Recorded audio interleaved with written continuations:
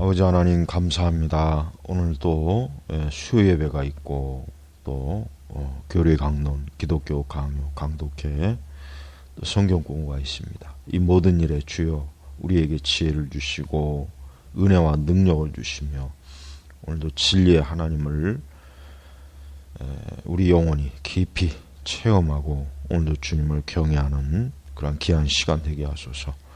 감사하며 우리 주 예수님의 이름으로 기도 올렸습니다. 아멘. 자, 기독교 강요 강독회 지난주에 이어서 우리 제3장 믿음에 의한 우리의 중생 회개 13번째 신자들의 죄악성에 대한 어거스틴의 증언. 자, 지난번 이제 이것을 좀 하다가 마쳤죠. 자, 계속하겠습니다.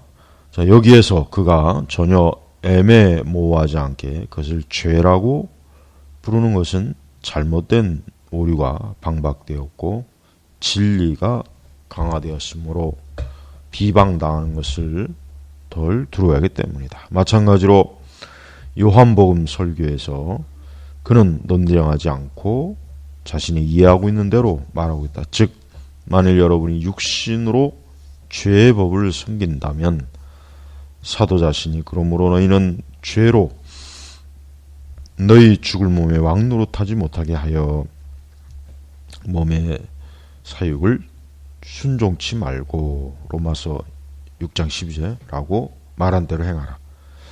그는 죄가 있지 못하게 하라고 말하지 않고 죄가 왕노릇하지 못하게 하라라고 말하고 있다. 여러분이 살아있는 동안 죄는 여러분의 지체들 속에 있을 수밖에 없다. 적어도 죄의 지배권을 빼앗도록 하라. 죄가 명하는 바를 행하지 마라. 그러니까 이제 이 얘기는 이제 우리가 이제 완전주의가 있죠. 완전주의. 이거 거듭나고 중생한다고 해서 우리 그 거듭나고 중생한 그 사람이 그러니까 성도가 죄가 완전히 없는 그런 게 아니죠. 여전히 죄의 그 성향에 여전히 많이 영향을 그 죄의 성향이 있다 이거죠. 있다. 그래서 그러나 그 죄가 그를 좌지우지하지 못하게 하라. 그 죄가 주도하지 않는 그러한 경건의 삶을 살으라. 이렇게 지금 이제 말하는 겁니다. 우리는 죄가 없다고 하면은 그거는 문제가 생기는 겁니다. 그러니까 우리가 거듭나고 중생한다고 해서 나는 이제 완전히 죄가 없다. 우리는 죄를 용서받고 우리는 죄의 영향에서 벗어난 것이지 죄가 완전히 우리에게서 제거된 게 아니란 말이에요. 자, 무질서한 욕망이 결코 죄가 아니라고 주장하는 자들은 흔히 욕심이 잉태한 즉 죄를 낳고 라는 야고보의 말을 반대하는 근거로 인용하고 있다. 그러나 이것은 쉽사리 반박될 수 있다. 만일 우리가 야고보가 단지 악한 행위나 실질적인 죄에 관해서만 말하고 있다고 이해하지 않는다면 악한 의도까지도 죄로 생각하지 않을 것이다. 그러나 그가 부끄러운 행동과 악한 행위들을 무질서한 욕망의 후손이라고 부르고 그것들의 죄라는 명칭을 분치고 있는 사실을 볼 때 무질서한 욕망은 악한 것이며 하나님 앞에서 정죄를 받아야만 하는 것이라는 결론을 얻을 수 있다. 그러니까 우리 신자들도 여전히 죄의 강한 영향, 지배를 받고 있다고 하는 것을 지금 설명하는 겁니다. 그래서 이제 그 14장으로 넘어가면은 완전이라는 환상에 대한 반박. 그렇죠. 이제 아까 얘기했죠. 완전주의죠. 오늘날 어떤 제세례파 사람들은 어떤 광적인 무절제를 영적인 중생으로 잘못 오해하고 있다. 제세례파는 좀 그 종교개혁 시대의 이 제세례파들은 상당히 좀 이 열광주의적, 그러니까 굉장히 그 신앙에 대해서 아주 뭔가 그 행동주의적 그런 경향이 강했어요. 지금도 이 제세례파의 영향을 받은 그런 그 교파나 그러한 사람들은 여기서 나타날 그런 게 보여요. 제세례파는 그래서 지금 그 21세기 제세례파는 나중에 보면 알겠지만은 이 교회가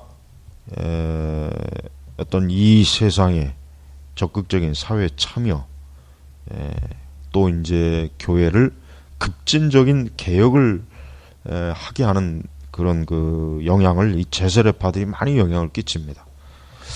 우리 한국교회 보면은 이 제세례파의 영향을 많이 받고 있어요. 몇 년 사이에.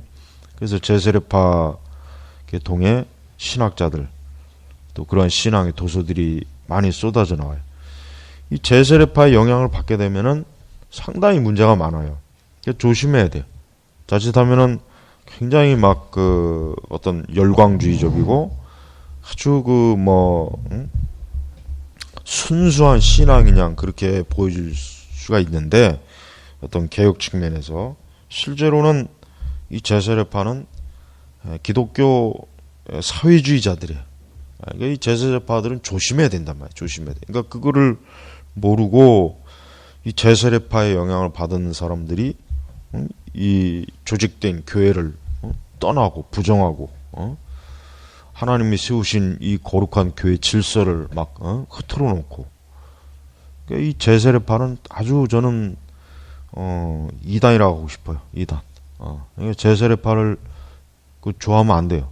그 제세례파의 그 책들을 괜히 아무 이해 없이 그냥 받아들이는 것은 굉장히 위험한 거예요. 위험한 거예요. 그러니까 제세례파에 대해서 제대로 모르고 그들이 하는 그 어떤 달콤한 그 어떤 주장이나 그런 교훈에 괜히 빠져서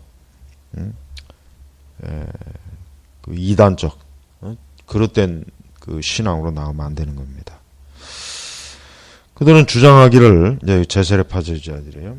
하나님의 자녀들은 무죄의 상태로 회복되었으므로 육신의 욕망을 억제하려고 애쓸 필요가 없지만 그들의 인도자이신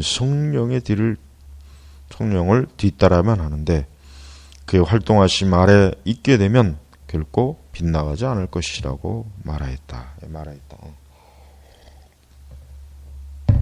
여기서 무죄 상태, 이게 잘못된 무죄. 성경 어디에서도 신자가 무죄한 상태라고는 말 안 했어요.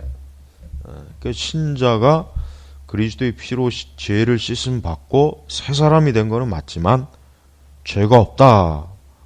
그렇게 말한 구절이 없단 말이에요.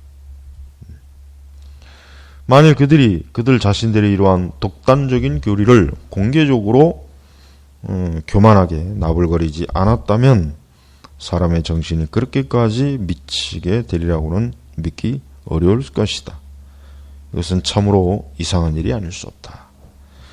그러나 하나님의 진리를 거짓 것으로 만들려는 마음을 가진 이들은 그들의 신성모독적인 몰염치에 대해 그와 같은 형벌을 받는 것은 마땅한 일이다. 부정직과 정직, 의와 불의, 선과 악, 덕과 죄 사이를 선택하는 모든 것이 그와 같이 제거되어야만 하는가. 그들은 말하기를 이러한 구별은 옛 아담이 받은 저주에서 생긴 것이며 그 저주로부터 우리는 그리스도를 통해 해방되었다고 하였다. 그러므로 이제는 음행과 정절, 성실과 간교, 진리와 거짓, 공정한 거래와 강탈 사이에는 아무런 구별도 없을 것이다. 제세례파는 말하기를 헛된 두려움은 내어버려라. 만일 성령이 추진시키는 일에 확신이 있고 대담하게 자신들을 맡긴다면 성령께서는 악한 일을 명하시지는 않으실 것이다. 라고 하였다. 이와 같이 해괴망측한 말에 누가 놀라지 않을 것인가. 그러나 정욕에 미쳐 눈이 어두워 상식을 내던져 버린 자들 가운데 이러한 말이 인기 있는 철학이 되고 있다. 예. 그러니까 이 그 제세례파는 어떻게 보면 오늘날의 그러니까 무절제한, 광신적, 오순절 은사주의하고도 많이 비슷해요. 아주 어떤 성령의 인도, 성령에 의지한다는 명목으로 실제적으로 하나님의 말씀을 구체적으로 따르지는 않는 아주 그 교활한 은사주의적, 오순절적 이단과 어느 정도 좀 흡사합니다. 나는 여러분들에게 묻고 싶다. 도대체 그들은 우리를 위해 어떤 종류의 그리스도를 만들어 내려고 하는 것인가? 도대체 어떤 종류의 성령을 내뿜고 있다는 것인가? 왜냐하면 우리는 한 분 그리스도와 한 분 그리스도의 영을 인정하기 때문이다.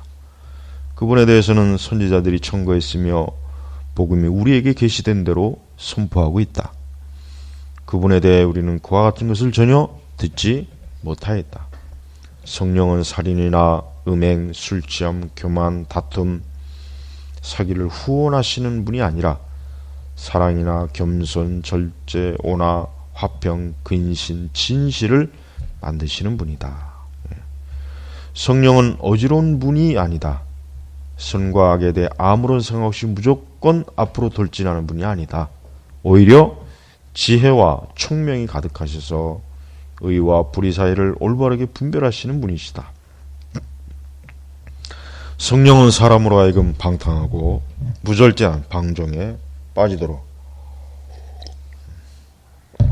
부추기시는 분이 아니며 오히려 합당한 일과 합당치 못한 일을 분별함으로써 사람에게 규모와 절제를 지키도록 가르치시는 분이시다.